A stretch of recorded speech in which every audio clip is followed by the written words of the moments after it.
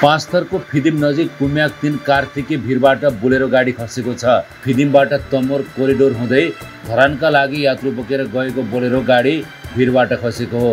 गाडी सडकभन्दा 500 मिटर तल खसेको छ। पाँचथरका प्रमुख जिल्ला अधिकारी अरुण पोखरेलले उद्धार टोली घटनास्थल पुगिसकेको जानकारी दिए। उनले 3 जनाको उद्धार गरिएको बताए। उनले भने घटनास्थलमा उद्धारका लागि टोली पुगिसकेको छ। थप उद्धारको प्रयास जारी छ। घटनास्थलमा पानी परिरहेको स्थानीय पत्रकार रमेश थापाले पनि बताए।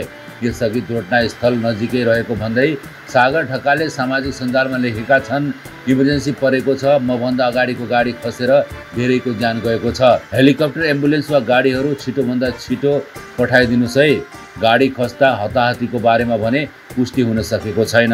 पाँचथरको फिदिम नजिक कुम्याक 3 कार्तिके भिरबाट बोलेरो गाडी खसेको छ। फिदिमबाट तमोर कोरिडोर हुँदै धरानका लागि यात्रु बोकेर गएको बोलेरो गाडी भिरबाट खसेको हो। गाडी सडकभन्दा 500 मिटर तल खसेको छ। पाँचथरका प्रमुख जिल्ला अधिकारी अरुण पोखरेलले उद्धार टोली घटनास्थल पुगिसकेको जानकारी दिए।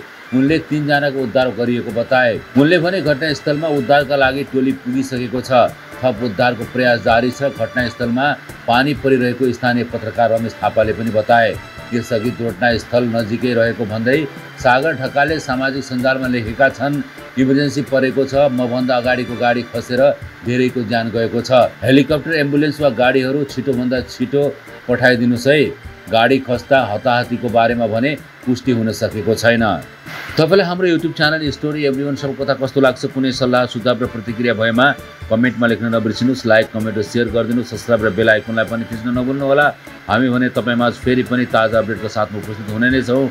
तबसम्मको लागि बिदा दिनुहोस्। नमस्कार।